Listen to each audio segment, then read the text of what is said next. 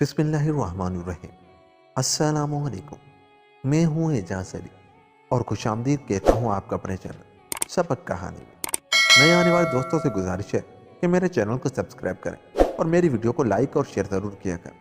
चलते हैं आज की कहानी की तरफ। मुल्क में छोटी मोटी वारदातों का सिलसिला तो हर वक्त जारी रहता, लेकिन आजकल यानी चंद रोज़ कबल से ये वारदातें सिर्फ बैंकों के गिर्द ही चकराने लगी थी।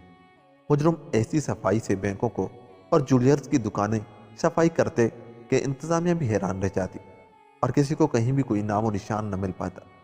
सिर्फ बैंक में मौजूद लोगों का यह कहना होता था कि वारदात से चंद लम्हे पहले एक बारीक सी सीटी की सुरीली सी आवाज़ सुनाई देती है। इस आवाज़ के साथ ही एक अजीब सी खुशबू नथनों से टकराती है और उसके साथ ही तमाम लोग वहीं के वहीं रह जाते हैं जहाँ वो खड़े होते हैं।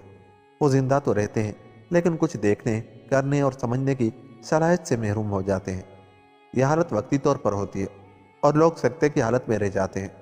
यूँ महसूस होता है जैसे ये सीटी जादू की होती है, जिसके शहर में लोग जकड़कर माहौल से बेगाना हो जाते हैं। ये एक ऐसा मामला था जिसका कोई भी हल नहीं कर पा रहा था। हुकूमत भी इस किस्म के हालात वाक़यात से खबरदार थी और अपनी पूरी कोशिश कर रही थी कि ऐसे मुल्क दुश्मन नस्ल को चुन चुन कर निस्तो नाबूद कर दिया जाए, क्योंकि वो लोग जो अपने मुल्क की मिट्टी अपनी धरती माँ से वफा नहीं कर सकता, उसको जिंदा रहने का कोई हक नहीं। जो इंसान अपनी धरती माँ का सौदा कर सकता है वो किसी भी बुरे फेल से बाज नहीं रह सकता। इसलिए कानून ने ऐसे ज़मीर फिरोशों के लिए बड़ी सख्त सज़ा रखी है। चंद रोज़ की ही वारदातों ने हुकूमत को हिला कर रख दिया था, लेकिन यह कोई बहुत ही चालाक और होशियार मुजरिम था जो वारदात के दौरान कोई नामो निशान न छोड़ता था, जिसकी बुनियाद पर कानून के मुहाफिज उन तक पहुँच नहीं सकते थे। फिर भी जब पुलिस उनके हाथ पांव के निशानात लेने वक्त वारदात पर पहुंचती तो तुरंत तैयार होने पर उनमें हल्के हल्के धब्बे और अजीब सी बेहंगम हाशिए नजर आते जो किसी के समझ में न आते थे। ये किसी इंसान के नहीं, दुनिया के किसी और ही मखलूक के निशानात लगते थे। हर तरफ पुलिस और फौज सरगर्म अमल थी, लेकिन वो ऐसे हर निशान और ठिकाने से महरूम थी जिसकी बुनियाद पर मुजरिमों का सुराग लगाया जा सकता। लोगों में हद दर्जा खौफ और हिरास फैल चुका था। हर बैंक और सरकारी इमारत पर पुलिस के दस्ते तयन किए गए थे, लेकिन उनका भी कोई फायदा न था। मुजरिम बड़ी सफाई से लोगों की आंखों में धूल झोंक कर आता और सीटी की सुरीली आवाज़ से सबको गंग करके अपना मकसद हासिल करके चला जाता। दोस्तों, दरअसल ये मुजरिम इस मुल्क का कोई गद्दार न था, बल्कि ये एक गैर मुल्की साइंसदान था जो अपनी हुकूमत के कहने पर यहाँ आकर खौफ, हिरास और दहशतगर्दी फैला रहा था। उसके पास दौलत की कमी नहीं थी। वो एक अमीर तरीन मुल्क का एक बड़ा साइंसदान था, लेकिन वहाँ की हुकूमत ने उसे अपने मकसद में ढाल लिया था। उसका मकसद दौलत कमाना नहीं था, उसका मकसद सिर्फ लोगों में दहशतगर्दी और खौफ हिरास फैलाना था। गैर मुल्की हुकूमत ने साइंसदान बोथम का इसलिए इंतखाब किया था क्योंकि इस गैर मुल्की हुकूमत को इस पाक मुल्क की ताकत का अंदाजा था। यह मुल्क पहले भी उनके घिनौने मंसूबों को खाक में मिला चुका था, लेकिन अपनी शराफत और हुस्न अखलाक की वजह से यहाँ की हुकूमत ने उनसे ज़्यादा बाज परस्त नहीं की। गो कि वो जानते थे कि यह घिनौना मनसूबा किस मुल्क की पैदावार है, लेकिन इस्लाम ने मुसलमानों में माफ़ करने का जज्बा पैदा किया है।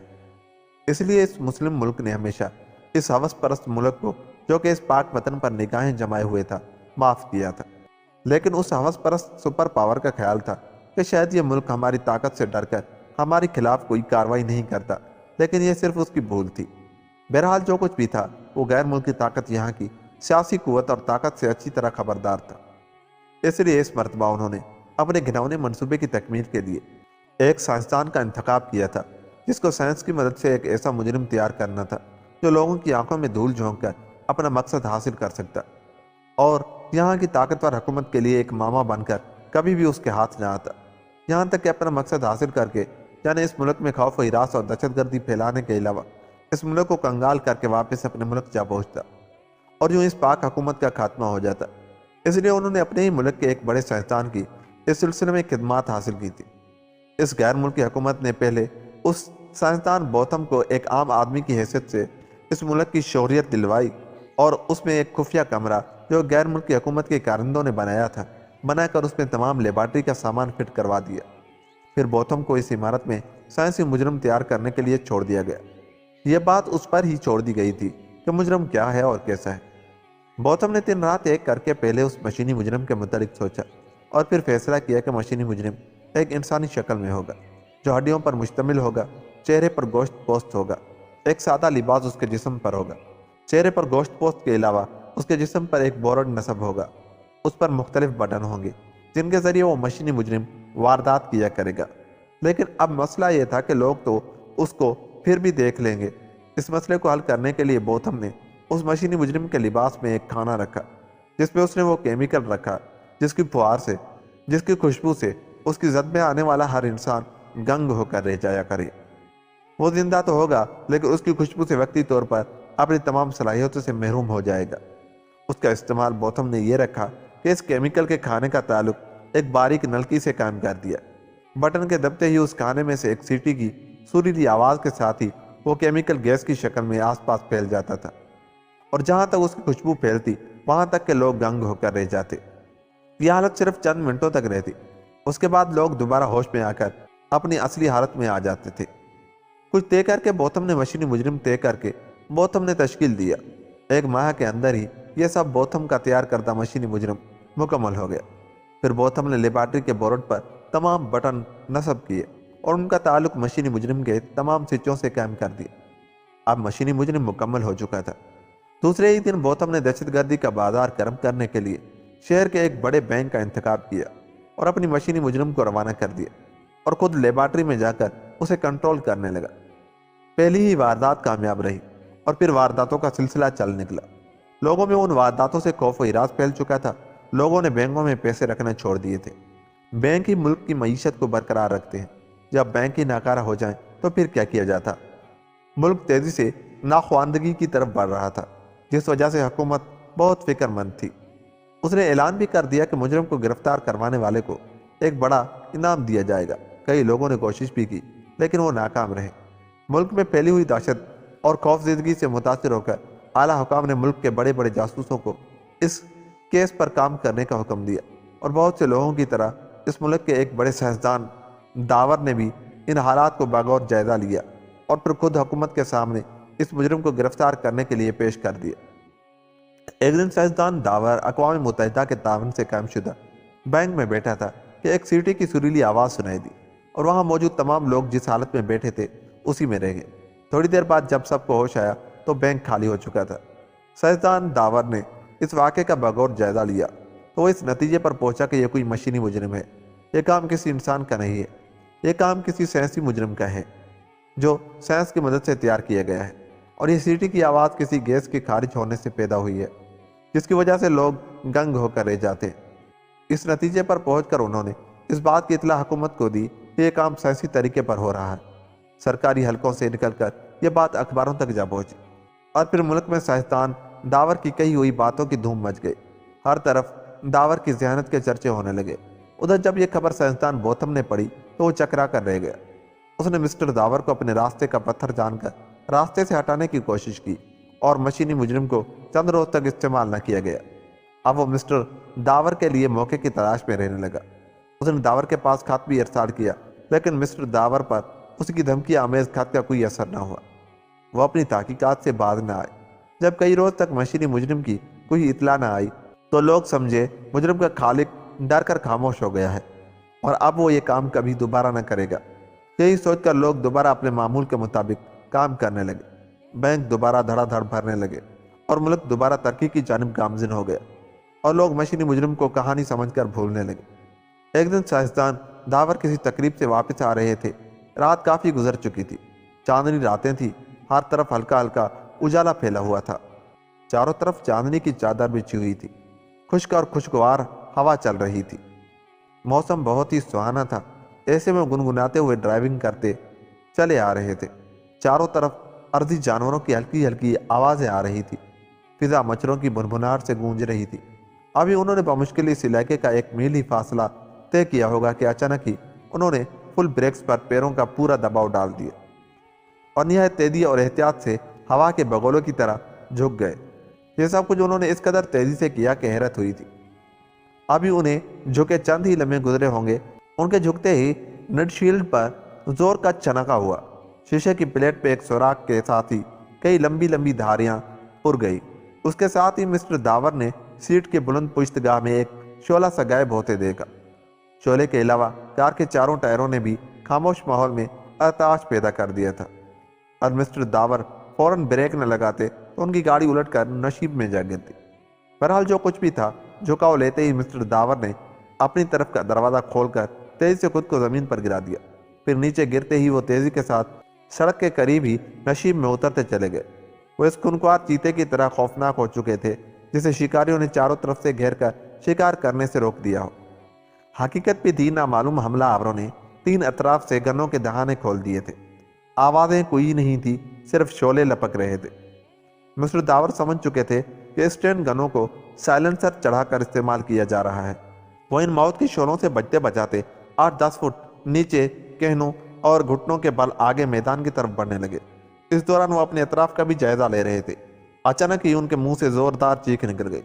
उसकी वजह वो हमलावर नकाब पोश था जो बेखबरी में मिस्टर दावर को अपनी गिरफ्त में ले चुका था। उनको भी अंदाजा हो चुका था कि हमलावर काफी ताकतवर है। मिस्टर दावर ने थोड़ी देर में जमीन पर पांव जमाकर एक जोर का झटका दिया कि हमलावर की गिरफ्त छूट गई और वो एक हल्की सी कराह के साथ झाड़ियों में जा गिरा।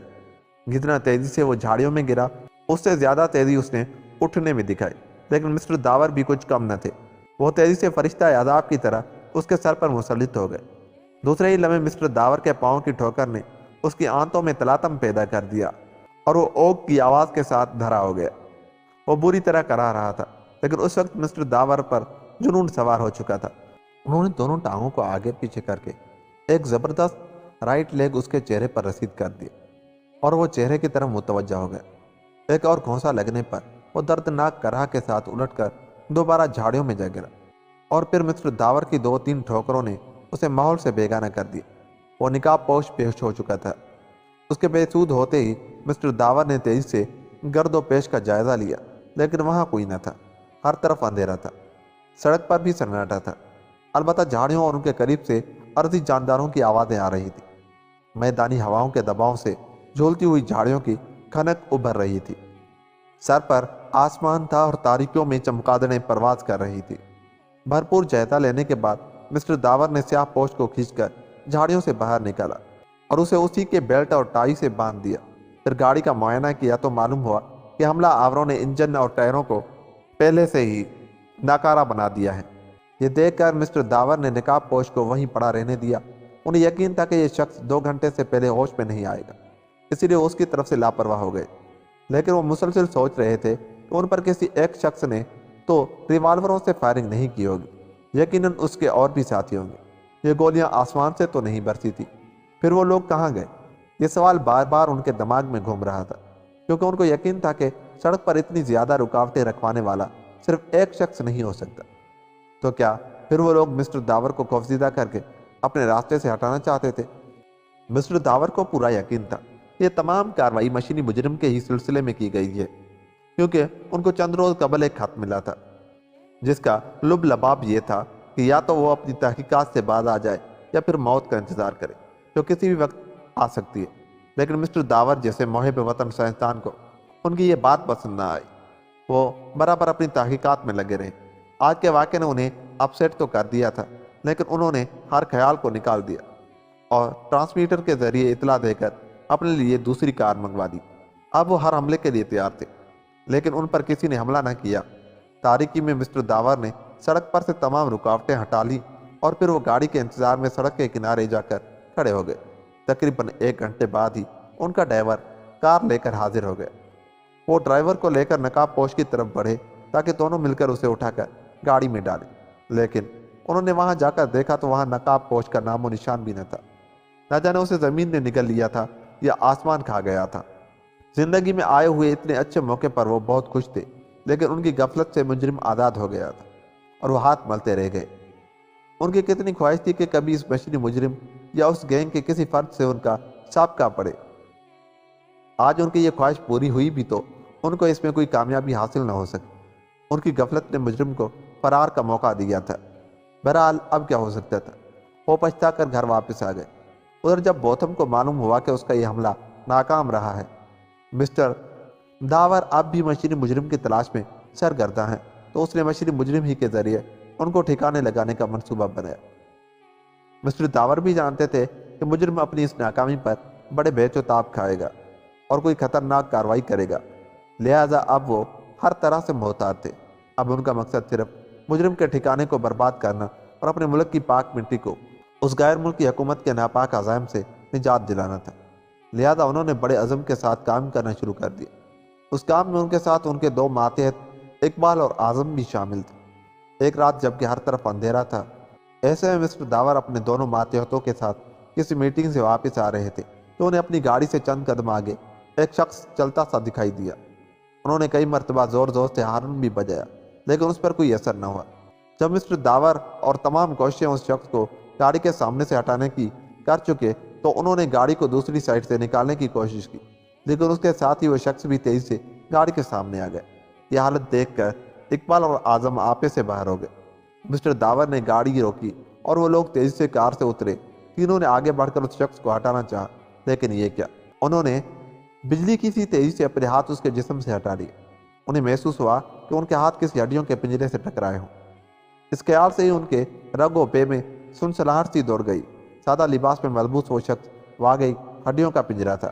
وہ بے جان انسان تھا اور مکڑی کی طرح اکڑا ہوا، سرتاپا سیاہ لباس پہنے ہوئے اور چہرہ اف شفاقی اور بربریت کا منہ بولتا شاہکار، آنکھیں دلوں کو پگھلا دینے والی، اعصاب کو منجمد کر دینے والی۔ یوں لگتا تھا جیسے آنکھوں کی جگہ سوراخ ہوں جن میں انگارے رکھے ہوں۔ ان کو دیکھ کر آنکھیں پھٹی جا رہی تھی۔ وہ اپنی ان انگارہ آنکھوں سے ان تینوں کو گھور رہا تھا، بلکہ ایسے جیسے ابھی تینوں کو فنا کر دے گا۔ اس کے بڑے بڑے ناخن تاریکی ہونے کے باوجود دکھائی دے رہے تھے۔ وہ بے جان ہونے کے باوجود زندہ انسانوں کی طرح حرکت کر رہا تھا۔ اچانک ہی وہ آگے بڑھا اور اس کا ہڈیوں کا ہاتھ مسٹر داور کی طرف بڑھا، لیکن مسٹر داور بھی سمجھ چکے تھے کہ یہ کوئی مشینی مجرم ہے جس کو سائنس کے ذریعے کوئی دوسری قوت کنٹرول کر رہی ہے۔ ان کے ذہن میں ایک ترکیب آئی اور انہوں نے اقبال اور اعظم کو بھی ہتھیار ڈالنے کا اشارہ کیا اور خود بھی ہتھیار ڈال دیے۔ وہ جانتے تھے کہ بوتھم ان کو اغوا کر کے اپنے ملک لے جائے گا، کیونکہ وہ مسٹر داور سے فارمولہ بھی حاصل کرنا چاہتا تھا، اور یہ سب سے بہترین موقع تھا کہ داور صاحب بوتھم تک پہنچ کر اس کی لیبارٹری کو تباہ و برباد کر دیں۔ ان کے انداز کے مطابق تھوڑی ہی دیر بعد ان کی کار کے پاس آ کر ایک جیپ رکی۔ اس میں 4 آدمی اترے۔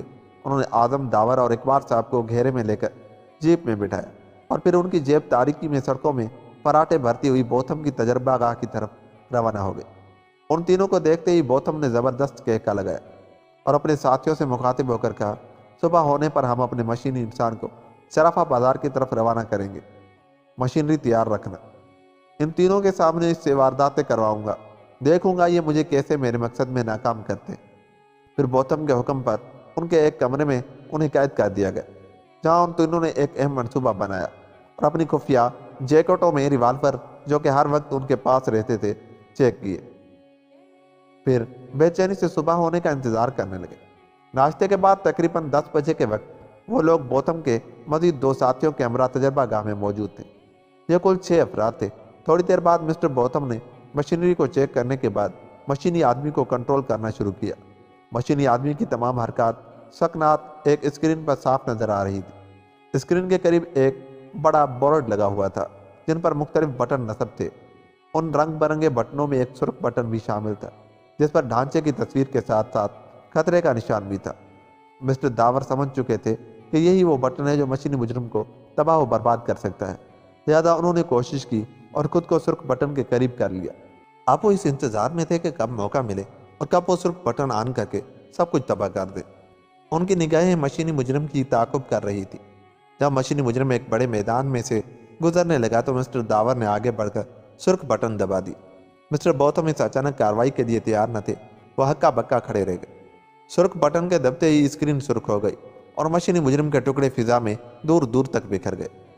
مشینی مجرم کے خاتمے پر جیسے بوتھم اور ان کے ماتحت ہوش میں آ گئے۔ انہوں نے کوئی کارروائی کرنا چاہی لیکن یہ کیا، وہ تو ریوالوروں کی زد پر تھے۔ ان کو اسکرین کی طرف متوجہ پا کر مسٹر داور اور اقبال اور اعظم نے اپنی خفیہ جیکٹوں میں سے ریوالور نکال کر ان تینوں پر تان لیے تھے۔ پھر وہ ان تینوں کو ریوالوروں کی زد پر لے کر باہر نکلے اور پھر اوپر پہنچ کر انہوں نے فون کے ذریعے پولیس طلب کی تھی۔ تھوڑی دیر کے بعد وہ لوگ پولیس ہیڈ کوارٹر پہنچ گئے تھے۔ یہاں پر مقدمہ چلتا رہا اور پھر ان کو ان کے سنگین جرم کے صلے میں سخت قید کی سزا سنائی گئی۔ اخبار، ٹیلی ویژن اور ریڈیو پر مسٹر داور کے اس کارنامے کی تشہیر کر رہے تھے لوگ کہ انہوں نے اپنی جان پر کھیل کر انجام دیا تھا۔ پھر حکومت کے کہنے پر مسٹر بوتھم کی کوٹھی اور تجربہ گاہ کی تلاشی لی گئی۔ وہاں سے تمام گمشدہ رقم تھیلیوں اور بوریوں سے برآمد کر لی گئی، جسے مسٹر بوتھم نے تہہ خانے کی زمین کھود کر اس میں دبا رکھا تھا۔ مشینی مجرم اپنے انجام کو پہنچ چکا تھا۔ اب ملک میں دوبارہ خوشحالی آ گئی تھی اور یوں یہ کہانی ختم ہوئی۔ دوستو، اگر آپ کو میری یہ کہانی اچھی لگی تو جاتے ہوئے میرے چینل کو سبسکرائب کر دیں۔ ملتا ہوں کسی ایسی ہی کہانی کے ساتھ، تب تک اپنا بہت سا خیال رکھیے گا۔ اللہ نگہبان۔